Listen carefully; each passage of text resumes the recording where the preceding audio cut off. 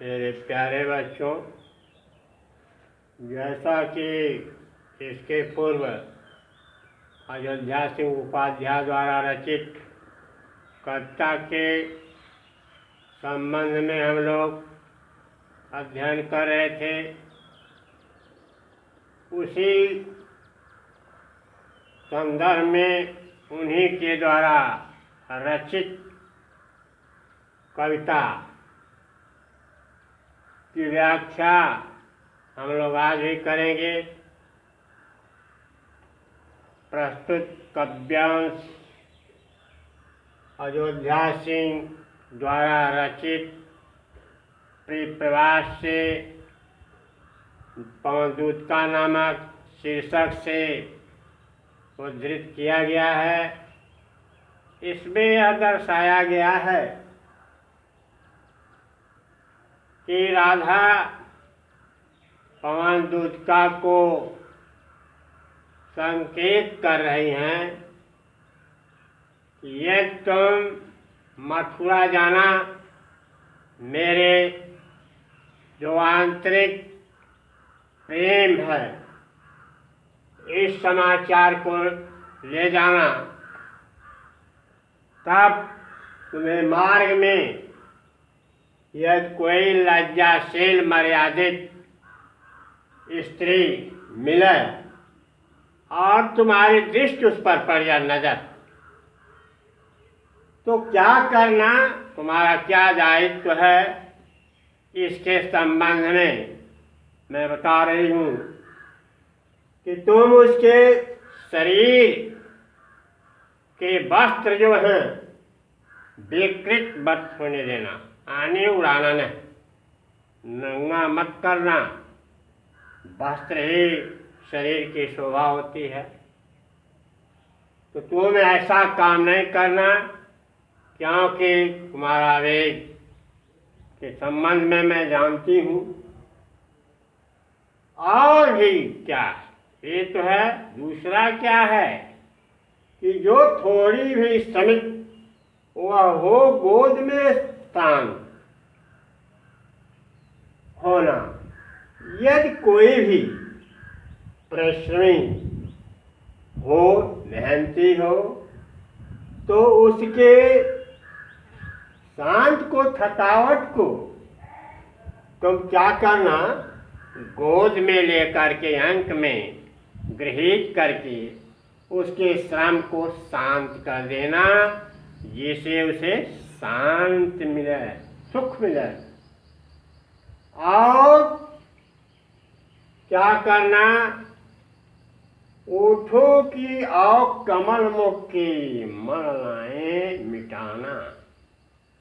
और जो उनके जो ओठ हैं, स्त्रियों का ओठ जानते ही हमेशा मुलायम होता है, तो कमल के समान जो उसके ओठ हैं, उसकी मलिनता को तुम क्या करना, दूर करना, जिससे उसकी सुंदरता ज्यों की त्यों बनी रहे, अन्यों मलिन न हो पाए, उसके मलिन न होने पाए, ऐसा तुम करो। इसमें अब काव्य संदर्भ में आप पाएंगे, सबसे पहले इसमें खड़ी बोली का प्रयोग किया गया, खड़ी भाषा का। अलंकार जो है मानवीकरण और उपमा है दोनों। छंद है मत्क्रांता छंद है, और रस यह श्रृंगार वियोग का बहुत सटीक वर्णन किया गया है इसमें। और अंतिम में इसमें राधा अपनी आंतरिक भावनाओं को पवन के द्वारा कृष्ण को संदेश भेज करके शांत करना चाहती हैं। बच्चों, पूर्ववत की भांति अभी जो हम लोग कविता का व्याख्या कर रहे थे, उस प्रसंग वही होगा। इसी के परिप्रेक्ष्य में ये जो कविता दी गई है इसके संबंध में हम लोग अपना ध्यान आकर्षित करें। अयोध्या सिंह उपाध्याय हरियावत कहते हैं कि राधिका जी पवन को संकेत करते हुए कहती हैं। संकेत क्यों करते हैं कि उनकी पवित्र आत्मा प्रेम से ओतप्रोत है, जिसके कारण वह किसी को कष्ट नहीं देना चाहती। महान लोगों के यही कर्तव्य होता है। तो पवन दूतिका से कहती हैं कि यदि मार्ग में जाना, कहाँ जाना, लक्ष्य तो मथुरा पहुँचना है, नहीं मार्ग में बहुत से गाँव ग्राम मिलेंगे, अन्य चीज़ें मिलेंगी, तो तुम क्या करना, यदि कोई दुखित ललना मिले, महिला मिले खेत में, तो उसे क्या करना, उसके क्लांत को, दुख को मिटा देना, समाप्त कर देना, तुम्हारा दायित्व है। और मिटा करके धीरे धीरे परस्पर उसकी क्रांतियों को मिटाना, एक बैठ नहीं, धीरे धीरे बहुत मानवता से जब उसको स्पर्श करके उनको कष्ट को, उसके कष्ट को मिटा देना, समाप्त कर देना, जिससे वह कष्ट से वंचित हो जाए, सुख की अनुभूति करे। जाता कोई जलदियत, और क्या है कर्तव्य, सुख की कोई सीमा नहीं होती, अपरिमित सुख है। लेकिन यदि जाता कोई जलद, जलद माने बादल जो पानी बरसाता है, और यदि आकाश में बादल जा रहा हो तो आप अपने वेग से, पवन का वेग जानते ही हैं,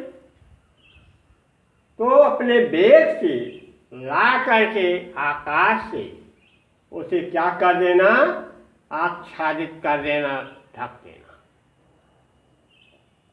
छाया द्वारा।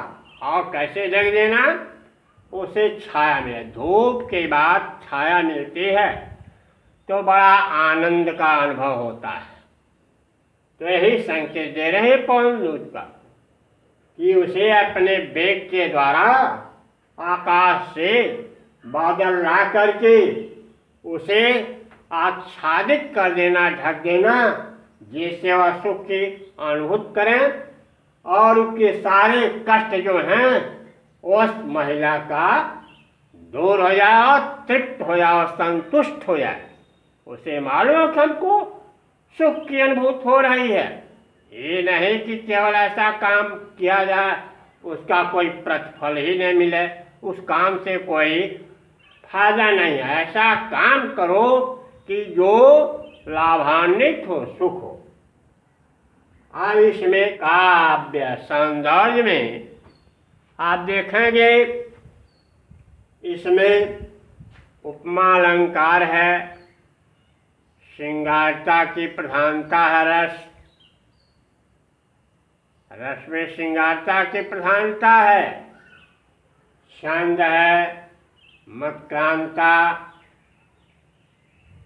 और इसमें बताया गया है राधा जी वास्तविक तथ्यों को, अन्यान वस्तुओं को सुख देते हुए वो अपनी भावना पवन के द्वारा बता चुकी हैं। जब मथुरा में जाएंगे तब उनकी आत्मा की पूर्ति होगी। प्रिय बच्चों, जो हम लोग अभी अभी अध्ययन कर रहे थे, अयोध्या सिंह उपाध्याय द्वारा रचित पवन दूतिका नामक शीर्षक से जो कविता ली गई है, उसी के संदर्भ में प्रसंग जो है इस कविता में कुछ बदल जाता है। इस कविता में अयोध्या सिंह उपाध्याय वक्तस्थल भगवान श्री कृष्ण के शरीर की सौंदर्यता का वर्णन किया। इसी के संबंध में हम लोग पढ़ेंगे और व्याख्या करेंगे। अयोध्या सिंह उपाध्याय जी कहते हैं कि कृष्ण का शरीर ऐसा है जिस तरह से सांचे में ढाल दिया गया हो और उसी के समान। सांचे से निकलने वाला कोई चीज निर्मित होती है तो उसमें कोई दुर्गुण नहीं रहता, कोई विकृत नहीं रहती, एकदम सुंदर ही सुंदर दिखाई देता है। उसी तरह से भगवान की शरीर जो थी सांचे द्वारा निकली हुई थी और बहुत ही सुंदरशाली था, बहुत अनुपम सुंदरता की, देखने योग्य थी। सब पुष्पों से सुरभ। और क्या विशेषता है?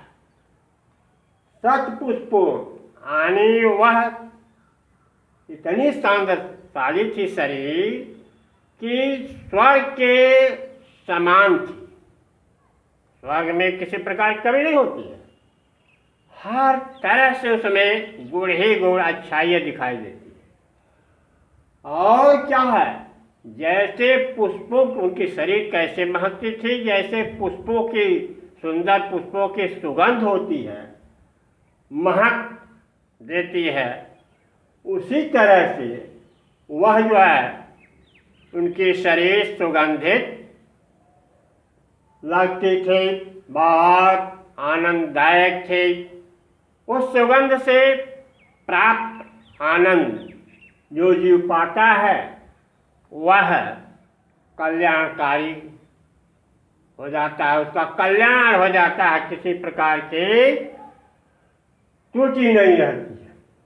और क्या है, दोनों कंधे बृखभ वर्षे, यानी कृष्ण के जो कंधे थे, बैल का कंधा देखा है, उसी के समान सुडौल था, यानी कहीं ऊंच नीच नहीं था, एकदम प्लेन था।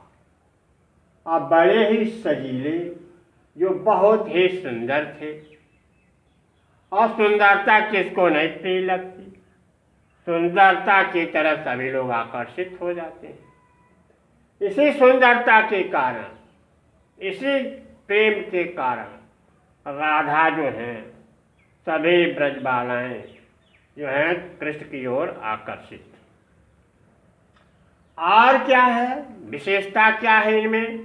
बड़ी विशेषता है। लेखनी लिखने लगे तो शायद पारावार न पाए। बाहें उनकी क्या थी? कलम कर, यानी हाथी के सूंड के समान लंबी उनकी बाहें थी। और बाहों में क्या विशेषता थी? सत्य की पेटिका है। पेटिका माने भंडार, यानी सत्य के जो भंडार है बाहों में। अतुलनीय बल है, उस बल को कोई छीन नहीं कर सकता। ये भगवान के शरीर की बनावट के बारे में काव्य ने बहुत ही मनोरम, आकर्षणपूर्ण, सुंदर ढंग से वर्णन किया है, जो बहुत ही उपयोगी है। अब काव्य सौंदर्य में इसमें उपमा अलंकार है और संक्रांता है। इसमें शरीर, भगवान कृष्ण के शरीर की बनावट का वर्णन बहुत अद्भुत पूर्व किया गया है। और इसमें बताया गया है कि जो अच्छी चीज होती है उस ओर सभी लोग आकर्षित होते हैं। भाषा जो है खड़ी बोली है, ब्रज भाषा, का प्रयोग किया गया है।